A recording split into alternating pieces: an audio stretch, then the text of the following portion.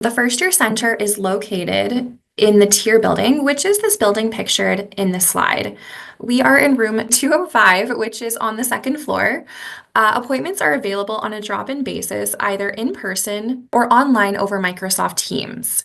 The first year center has registration advisors and academic advisors available to support you. Registration advisors are experts on our registration system and can help you with registration issues and refer you to other resources on campus or to academic advisors. Our academic advisors here have similar roles as your guidance counselors may have had when you were in high school. However, the relationship in university is different as it is up to the student to choose their courses, create their own schedule, and to register for their courses, and then to reach out to an academic advisor if there are any questions. So we're really here to support you through that process. Some common resources we use in the first year center are the first year planning guide, the summer term planning guide, our course planning forms, and timetable planning forms. And we're going to be reviewing all of these forms today.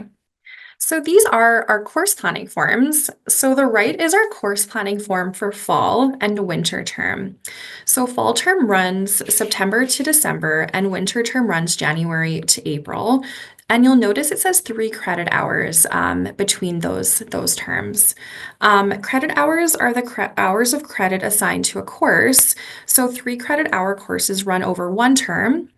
And 6 credit hour courses run over 2 terms and are called spanned courses. So you'll be able to see that underneath here. So in the regular term, which again is fall and winter term, a 3 credit hour course equates to 3 hours approximately of class time per week. And that's not including our lecture or lab. So for every 1 hour of lecture, we want to be prepared to study for approximately 2 to 3 hours on top of that outside of class. So to compare, on the left, you'll notice the summer term has 3 credit hours offered over May, June, July, August, May to August, as well as 6 credit hour option over May to August. So there's a lot more variety in how courses are offered, which is why we wanted to provide some clarity today to students. So you'll notice 3 credit hours in the fall is over, again, that like 3-month period versus over the summer term, May to June, is going to be over a 1.5 to 2-month period. So we're going to be highlighting the condensed nature of summer courses today. So our courses are going to have the same content if they're over fall or summer term, just the speed and the pace at which the courses will go is going to be much quicker. So we are now going to be moving into our summer term planning guide. So we are going to be spending the majority of our session today in this guide. So this is our one-stop shop for summer course planning, as it links to really any other information we may need. So our summer term planning guide is also, again, Marvik shared it in the link, but it's also accessible on our first year center webpage. Pardon me, Marvik shared it in the chat. And we're going to be going through each page of the guide today.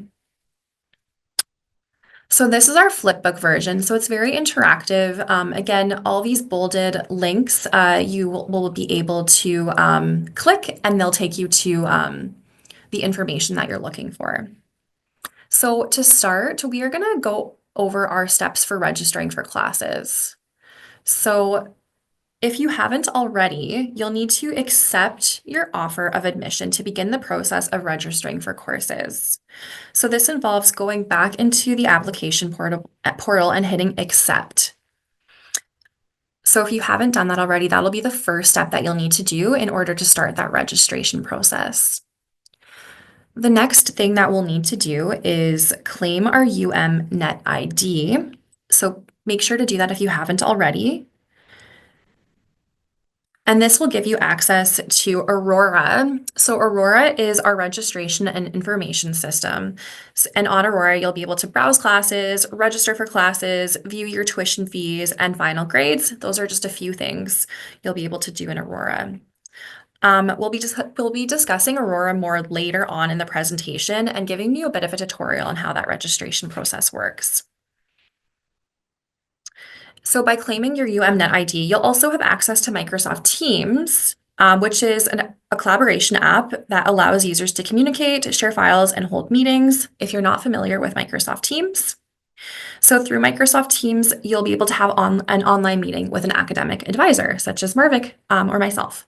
So important to also get your Microsoft Teams working. Learn next is accessible also by making sure we're claiming that UMNet ID. Our Learn will help us access our course syllabi and assignment information. So important in order to see your course content, Learn. And also, of course, online library resources and campus Wi-Fi and more. Okay, our next step would be choosing our target degree program. And much of our course planning will depend on our target degree program. So today we're going to be talking through an example target degree program, and we're going to be looking at the first year planning guide to help us with this step. But we'll be doing this a bit later on in our presentation. The first year planning guide will be helpful whether you are certain which degree program you're planning for, if you have maybe more than one in mind, or if you're undecided. There's resources within the guide to support with all of those different stages. And then once we've chosen a target degree program or programs, you'll be able to use our first year planning guide to select those courses needed. So we're going to go over an example again of target degree program shortly. Once we've decided which courses we're going to take and we have filled out a course planning form, which we did review earlier, but is also accessible in the guide. So then you'll be able to fill out a course timetable. So both of these documents will help give us a clear picture of dates and times of our course sections, and this will prevent time conflicts or errors on our registration date.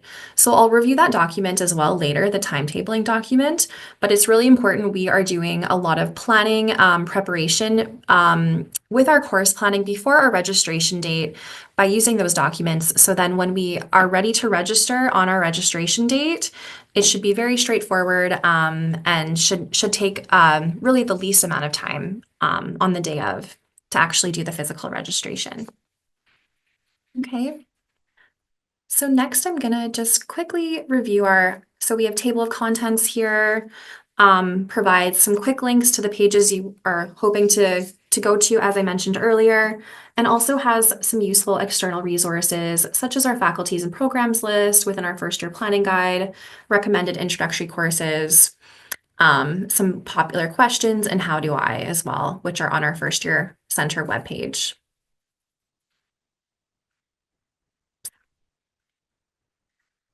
Okay, here we have some definitions that you'll need to know to help you better navigate your university experience. And we've gone over some of these already. It's highly encouraged to review them before you process with course planning and registration. And it'll just give you, again, more information. It's a good place to check back if you see something you're not familiar with. We're hopeful that we have a definition here for you. So, summer course planning basics. On our PowerPoint earlier, I discussed the differences between summer term and fall term. So as I mentioned, for summer term, there are 3 formats for courses during those summer months. So 3 credit hour courses are offered in May, June, July, August, or May to August. And then 6 credit hour courses are also offered May to August. So we typically recommend taking no more than 3 to 6 credit hours, which is just 1 to 2 courses over the summer term. And we'll be going over, we'll be discussing this more as we talk about determining our course load. So as I mentioned, that course planning form is here, and we can just download it by clicking here on our summer term planning guide.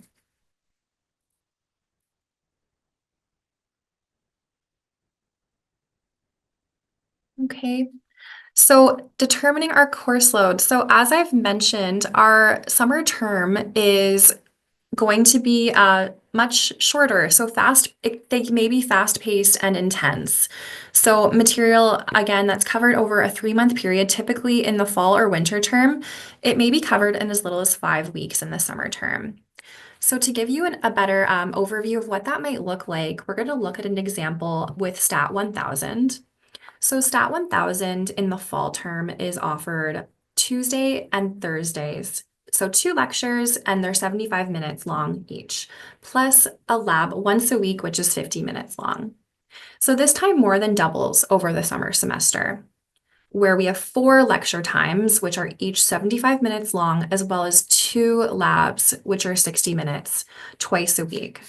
So rather than 200 minutes per week in class or and lab, this is increasing to 420 minutes per week over the summer term. So this is really important to keep in mind when deciding how many courses to take over the summer. And keep in mind, this is also just the amount of time we are going to be in class, lecture, or our lab, and doesn't include the amount of time that we're going to need to study outside of this as well. Okay. So when considering your course load, it's important to think of if you have other commitments outside of your studies over this time. So if you're working, if you're volunteering, if you have other commitments, just keep those in mind when you're in summer term. So again, if I'm in a course May to June, I may be in that course every day. So it's important to consider, what else do I have going on? Is this manageable?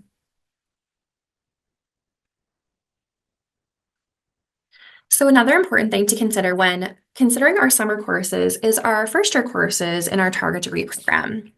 So it's also important to note that if we're starting courses in the summer term, that we won't meet the admission requirements for our target degree program, because most target degree programs require 24 credit hours or more before applying, which is just not possible to complete over the summer months.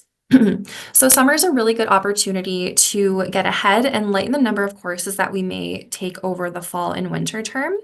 So as an example, I may have summer term, fall term, and then winter term to meet those admission requirements for my target degree program. But unfortunately, it won't be possible to meet all those requirements just within my summer term. Um, If you have been awarded a scholarship, a bursary, or have a student loan, or perhaps you are on a study permit, there may be a minimum course load requirement. And we again have links here to the Financial Aid and Awards Office as well as the International Center. So be sure to check out if you do have a minimum course requirement, what is that course requirement, and making sure you're following that for your summer term. Upgrading high school prerequisites. So again, depending on your target degree program, you may need to upgrade a course if you don't have that high school prerequisite. So as an example, Math 1500 is our Introduction to Calculus course. So if I click this link, it's actually going to bring me to our academic calendar. So as I can see here, Math 1500 does require a prerequisite of pre-cal math 40S with at least a 60%. So if I don't have that, I may want to consider upgrading over the summer months. Math 1010 is an example of a course at the U of M that offers that upgrades us so that we can then take this course. So again, if you are missing some of those prerequisites for your target degree program, summer may be a good time to take those and then be on track to take your courses in the fall. You may also be able to transfer courses you've taken in high school onto your university transcript if you've taken AP or IB courses, and more information is also included here. Again, I'm just doing a brief overview here, but there's links for all of the different, so if you're curious more about upgrading courses, you can click this link here, as well as, yeah, more information for each of those sections just by clicking those bolded links. Okay, so our next step is now we are wanting to choose our courses. So for this section, we are going to be referencing our first year planning guide. And as I mentioned earlier, the first year planning guide is a resource to help us with course planning. Again, if we're certain, for sure we know what we want to do, that's great. If we're not sure and we have maybe more than one in mind, that's also great. And then maybe we aren't completely unsure. Again, there are resources to help us support either of those steps. So before we transition to our first year planning guide, I'm just going to go over a few things that we want to consider before we do our course planning and selection.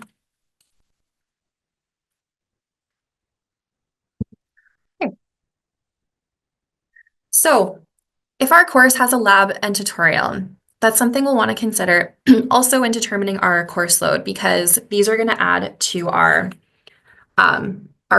it's going to add to our course load. Electives. So electives may be a nice option to take over summer as it's going to provide us with more variety in subjects. And electives are courses that you are free to choose. So they may not be directly related to your target degree program. So again, there's going to be more variety in elective options.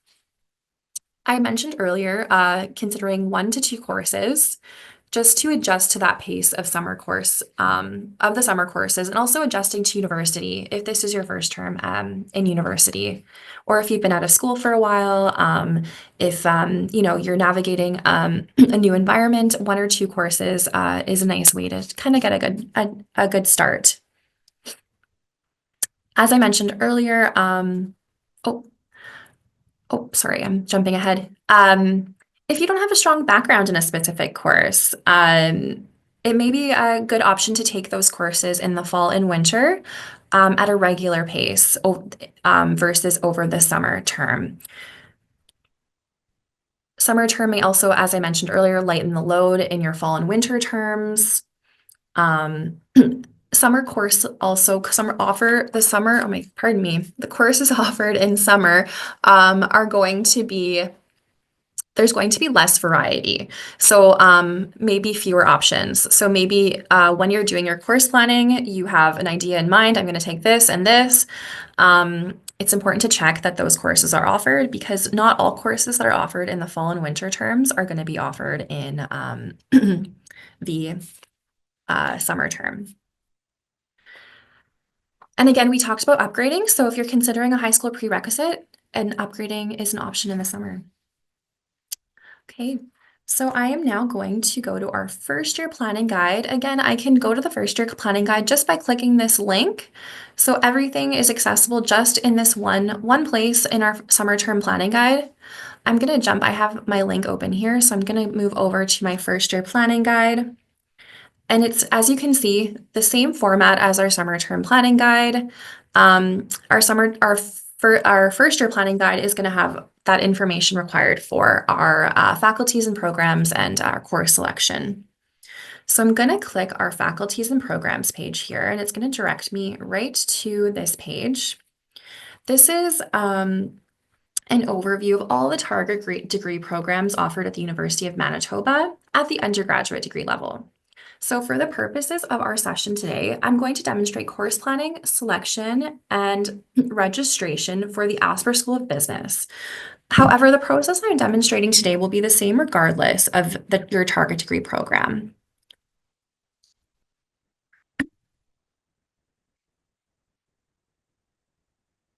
Okay, and I'll simply click on the Asper School of Business. Takes me to this great page.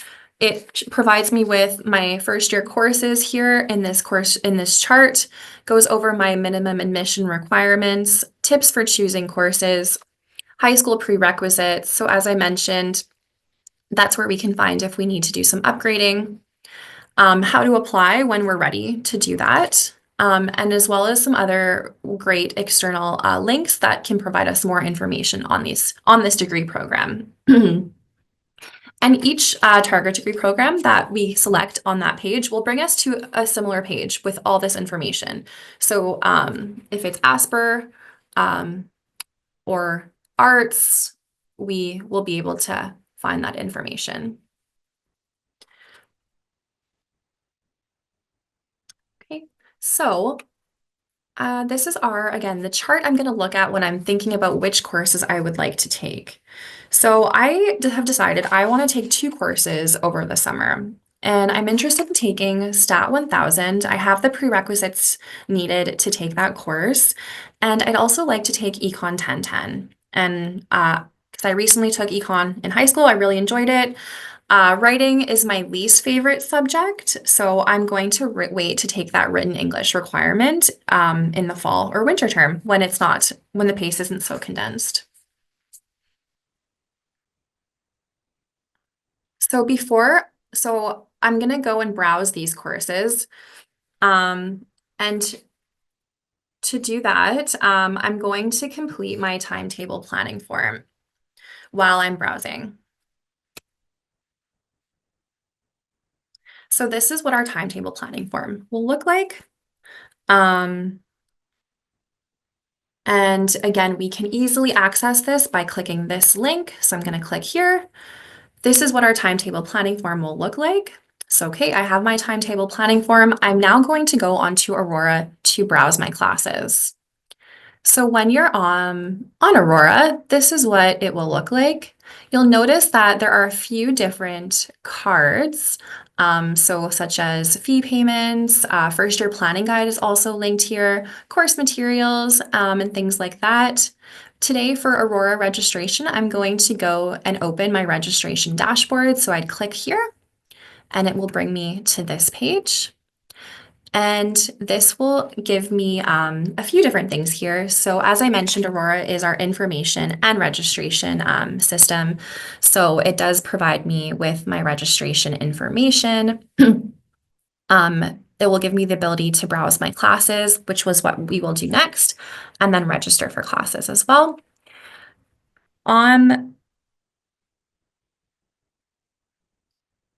So on Prepare for Registration is where we are going to be accessing our initial registration time, which will tell us our registration date.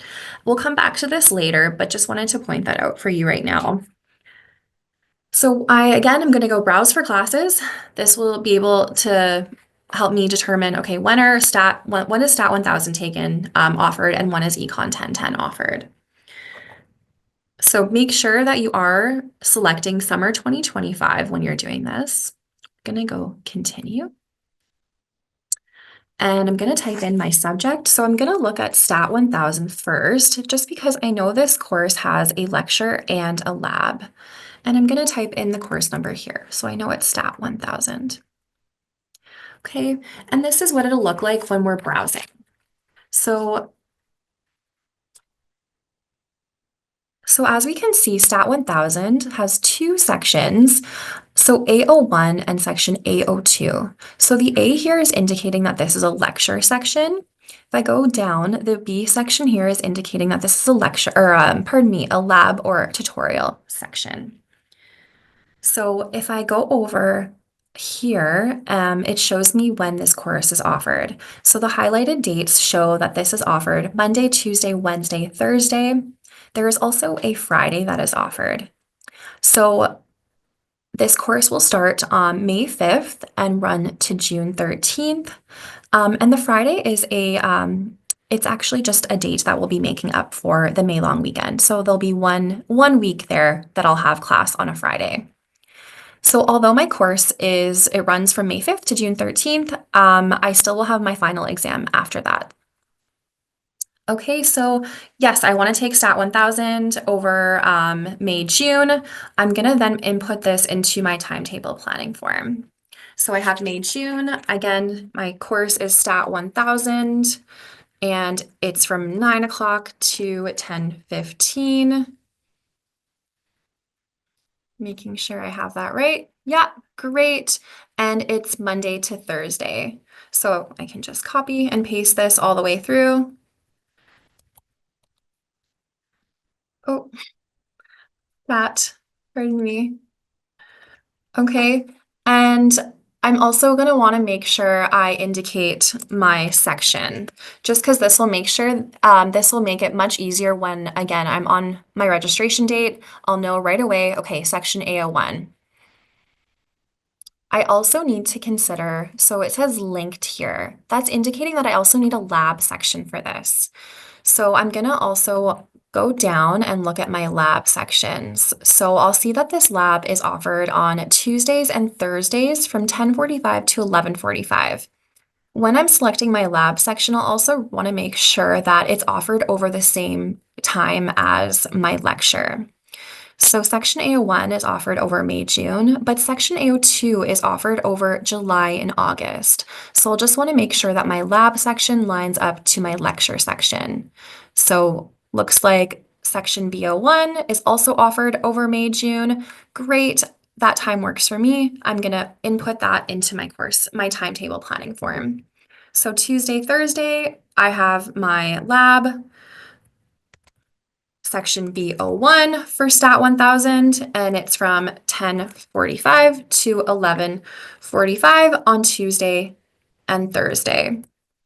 So this is just an example of what this may look like for you when you are doing this course planning. Oops. There we go.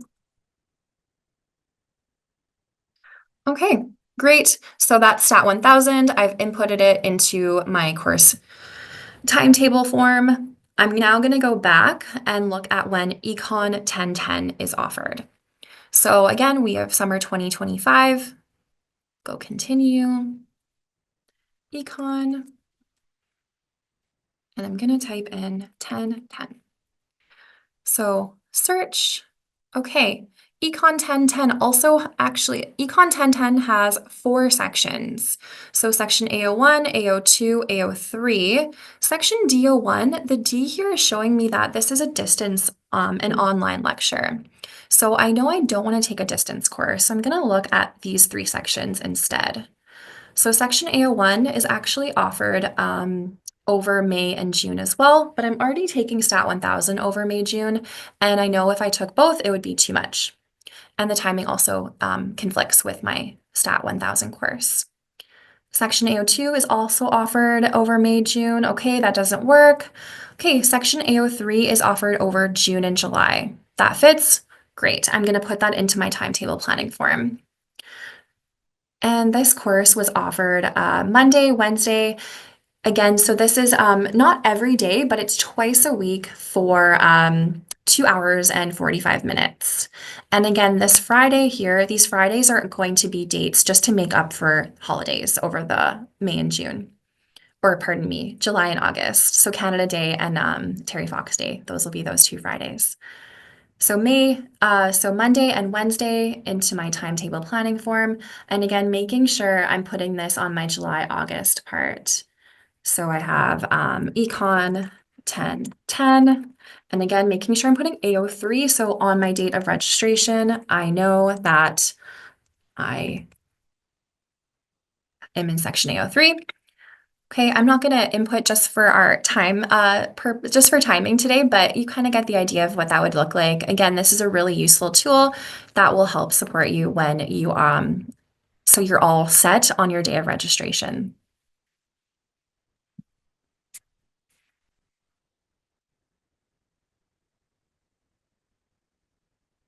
Okay, so we've done our course timetabling form. We are now ready to register. So I went over this more so within our own, with pardon me, our Aurora. Again, this is what our course timetabling form might look like when it's completed. And I'm going to go ahead and skip ahead to our registration. So we have filled out our course timetabling form for Stat 1000 and Econ 1010. So we're now ready to register. And as I mentioned earlier, we're going to need to determine our initial registration time, which is what we are going to do when we are, again, on Aurora. So I'm going to go back to registration here. If I go prepare for registration, I'm going to click here. Again, I want to know my time for summer 2025. And this blue highlight here, this will give us our registration time. So it'll give you the date and the time in which you can do the registration. So on March 17th, be sure to go into Aurora. Again, go to prepare for registration and you'll find your initial registration time.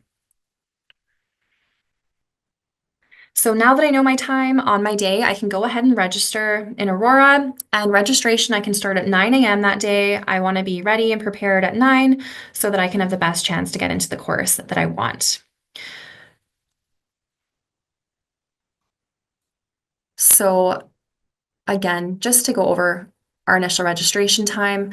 Registration itself will be available between the 24th and 27th. So I'll be assigned a day, one of those days, and that will be my day to register. There'll be gradual space release in effect, which just means that there'll be a certain number of spots released each day so that everyone has an equal opportunity to get into the course that they want. If I don't get into the course I want on my registration day, there'll still be an option to add myself to a wait list when registration reopens on March 28th. Okay. And in Aurora, I'm ready to register. I'm going to go register for classes. Again, this will just be a very brief overview, but there are great videos in our first year planning guide, or pardon me, our summer term planning guide that go over, that are linked there that go over the registration process specifically. But today we'll just do a very quick overview. So Stat 1000, I know I wanted to take section A01. I'm going to add that to my summary. It's going to pop up here. And then I also know I wanted section B01, and I'm going to add that. So in order to register for this course, I need to make sure I'm adding my lecture and my lab at the same time, or else I'll have errors. So I've added both to my summary, and in order to make sure this goes ahead, I need to press submit. Okay, great. So that is successful, and it shows on my weekly glance here. So I have Stat 1000 in my cart. I'm now going to go back to register, and we're going to do our Econ 1010.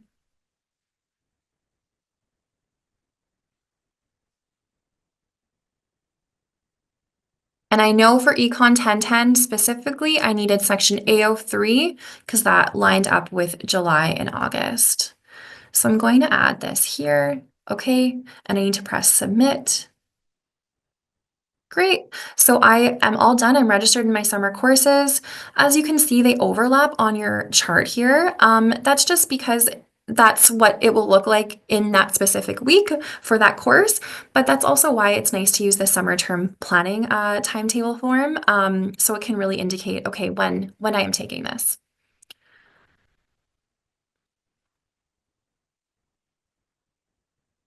So I want to be, now that I'm registered, I do want to be aware of my important dates after classes begin. So I'm in Stat 1000 over May, June. I am in Econ 1010 over July, August. Stat 1000, my first day of classes are May 5th. I do have until May 8th if I decide to drop this course. So that's only a few days. So be really mindful of those dates as they're going to come very quickly. And then I also do have the option to add a course by May 8th if I wanted to. But keep in mind, if you are adding a course by that deadline, that you are going to be missing a lot of course content already by that day. So just because my class, for example, in Stat 1000, it's every day. So there's going to be a lot to catch up on. Be mindful of your fee payment. Fee payment deadlines, our voluntary withdrawal deadline. Voluntary withdrawal gives us the option to drop a course and preserve our GPA. So it won't, if I voluntary withdraw, the grade, I won't be in this course anymore, and this will not affect my GPA. However, I will not get my money back if I do this voluntary withdrawal. But it's it's an option there for students if they may be struggling in their courses. As I mentioned, June 13th is my last day of classes, but I'll need to also make sure I'm available June 16th to 21st for my final exam period. Okay, and very much the same process over the July and August session. When registering, be mindful too if you are in a 3 credit hour course or a 6 credit hour course, because those deadlines differ as well.